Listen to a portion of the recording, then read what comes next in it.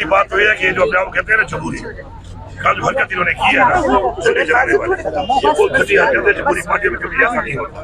دوسری بات یہ ہے کہ میں صرف دو باتیں کر لوں گا کہ آئی ایم ایف کا آپ ادھر سمجھے آپ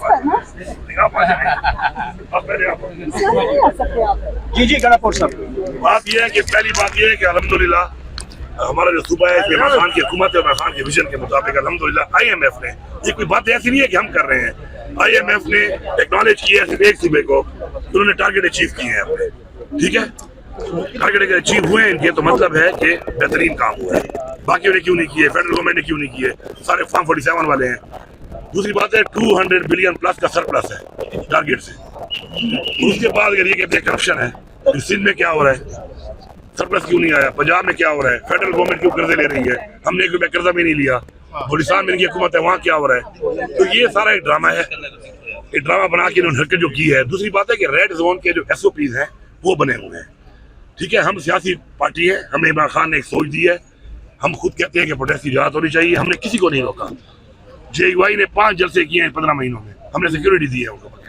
کل یہ لوگ آئے ہیں، آپ چیک کر لیں، کسی نے روکا ان کو، کسی نے منع کیا ان کو۔ اب اگر یہ ریڈ زون میں گھس رہے ہیں تو ریڈ زون میں گھسنے میں ایس او پیز ہیں، اس کے مطابق وہاں پہ ان پہ شیلنگ ہوئی ہے، لیکن ایک منٹ، وہ ریڈ زون کی ایس او پیز کی ہوئی ہے، میرے آرڈر پہ نہیں ہوئی، ایس او پیز کے مطابق ہوئی ہے۔ اس کے بعد ان کو نظر نہیں آیا، انہوں نے دعویٰ بول دیا وہاں پہ چلے جانا۔ تو یہ میں سمجھتا ہوں کہ بھٹو کو ویسے ہی مار چکے ہیں سیاسی طور پر، انسان تو مر جاتے ہیں لیکن زندہ رہتے ہیں۔ اب اس کے بعد جمہوری پارٹی کہنے والے جھنڈے اور ایک سیٹ ان کی نہیں ہے وہاں پر اور یہ باتیں کر رہے ہیں، اگر اس طرح میں آ جاؤں تو کیا یہ میرے ورکر سے اپنے دفتر جھنڈا لگوا لیں گے کہیں پر؟ لیکن ہمیں عمران خان نے تربیت نہیں دی ہے، تو یہ گھٹیا قسم کی جو یہ سیاست ہے اس سے گریز کرنا چاہیے۔ اور یہاں پہ جو آپ کے سامنے یہ ہو رہا ہے اس پہ آپ ذرا دیکھیں، عمران خان کے اوپر کوئی کیس نہیں ہے، بے گناہ جیل میں ڈالا ہوا ہے، مینڈیٹ ہمارا چوری کیا ہوا ہے، یہاں پہ فارم 47 میں حکومت میں بیٹھے ہوئے ہیں اور کہتے ہیں یہ باتیں کر رہے ہیں، احتجاج یہ کر رہے ہیں۔ ان کو تو شرم آنی چاہیے کہ تم نے مینڈیٹ چوری کر کے تم یہاں بیٹھے ہوئے ہو اور تمہیں ڈاکہ مارا ہے عمران خان کے مینڈیٹ کے اوپر، اس بندے کو آپ نے جیل میں ڈالا ہوا ہے، یہاں کیس نہیں لگ رہے، اور جن کے کہنے پہ چل رہے ہیں، جو ان کو حکم دے رہے ہیں، انہوں نے پہلے ملک میں مارشل لا لگا کے اس ملک کا تختہ نکالا ہے۔ اس ملک کی تباہی کب شروع ہوئی ہے؟ اس ملک میں تباہی تب شروع ہوئی ہے جب اس ملک میں تجربے کیے گئے مارشل لا لگانے کے، مارشل لا لگا لیتے ہیں، سیاست اپنے کنٹرول میں، حکومتیں اپنے کنٹرول میں، جب دل کیا بندے چھوڑے ہوئے ہیں ان کو نکالا، حکومتیں گرا دی۔ حکومتیں گرانے اور بنانے کا کام تو نہیں ہے، ہاں ان کا کام ہے وہ کام یہ کریں، جنگ لڑیں۔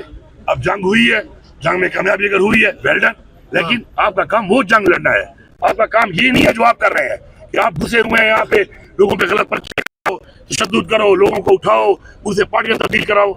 تو جب ملک کے ادارے وہ کام نہیں کرتے تو ملک کے آئین کے مطابق ان کو بتائے گئے ہیں جو ان کی ڈومین ہے، تو اس کے بعد ملک پہ یہی حالات ہوتے ہیں جو بنے ہوئے ہیں، نہ خودداری رہی ہے ہماری، نہ ہماری خود مختاری رہی ہے، قرضوں میں ہم ڈوبے ہوئے ہیں۔ اس وقت ہمارے حالات یہ ہیں کہ ہم اپنے بجٹ کی شروعات ہی فیڈرل گورنمنٹ کی قرضے سے کرتے ہیں، تو جس گھر کی شروعات قرضے سے ہو، جو ملک پہلے دن سے قرضے پہ چلنا شروع ہو جائے اس ملک کا کیا ہوگا؟ ملک کے سودے ہی ہوتے ہیں جو یہ کر رہے ہیں۔ علی امین گنڈاپور صاحب، خان صاحب نے تیاریوں کا کہہ دیا ہے کہ آپ لوگ تیاریاں شروع کر دیں، اب کی بار کس پلاننگ کے ساتھ، کس لائے عمل کے ساتھ، کن تیاریوں کے ساتھ پہنچیں گے؟ دیکھیں ابھی بحث ہوگی، فیصلہ انشاءاللہ آئے گا تو پوری قوم کو پتہ چلے گا کہ کس طرح ڈگوسلے مار کے اپنے آپ کو ننگا کر کے یہ نظام اور جو نظام چلا رہے ہیں وہ کس طریقے سے ملک کے ساتھ کھلواڑ کر رہے ہیں، لوگوں کے مینڈیٹ سے کھلواڑ کر رہے ہیں، پاکستان کے قانون سے کھلواڑ کر رہے ہیں، پاکستان کے آئین سے کھلواڑ کر رہے ہیں، اور یہ سمجھ رہے ہیں کہ ہم یہ کر کے یہ سب کچھ کرتے رہیں گے کچھ نہیں ہوگا۔ تو انشاءاللہ ہماری تحریک جاری ہے، ہماری تحریک جاری رہے گی، عمران خان کے ساتھ ہم تھے، ہم ہیں اور ہم رہیں گے انشاءاللہ۔ اور وجہ کیا ہے اس کی پوری قوم سن لے، وجہ یہ ہے کہ عمران خان ہماری قوم کی اور ہمارے بچوں کی جنگ لڑ رہا ہے۔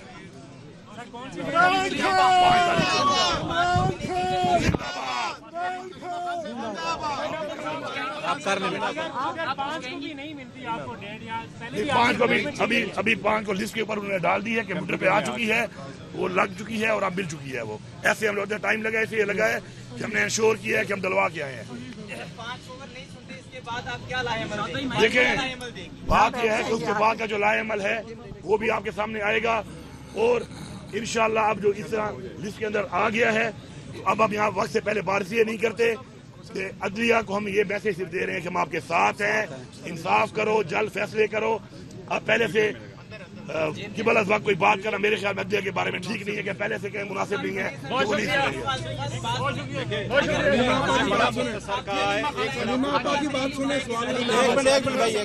Justice of Pakistan chief justice Islamabad high court سے ہم نے بڑا مختصر سا ریکویسٹ کیا. ہم یہ کہہ رہے دیکھیں میں سے ادھر ٹھیک ہے، ہم نے بڑا مختصر ذکر کیا چیف جسٹس صاحب سے. ایک کیس ہوا ہے جس میں کنوکشن ہوئی ہے اور یہ جنوری 17 کی کنوکشن ہے جس میں کیس فائل ہوا تھا. آج تک اس کی سنوائی نہیں ہو سکی.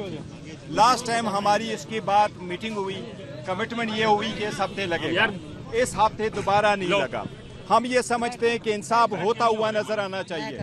عدالتوں کا کام ہے، عدالت نے حلف اٹھایا ہوتا ہے کہ نہ صرف یہ کہ میں انصاف کروں گا، بھائی انصاف ہوتا ہوا نظر آنا چاہیے. انصاف جب ہو تو بغیر کسی خوف کے، بغیر کسی فیور کے وہ انصاف ہو. ہمیں یہ امید ہے، خان صاحب نے 29 سال انصاف کے لیے کوشش کی ہے. آج وہ خود جیل میں انصاف مانگ رہے. نواز شریف کے پہلے کیس میں 70 دن کے بعد ان کو بیل ملی.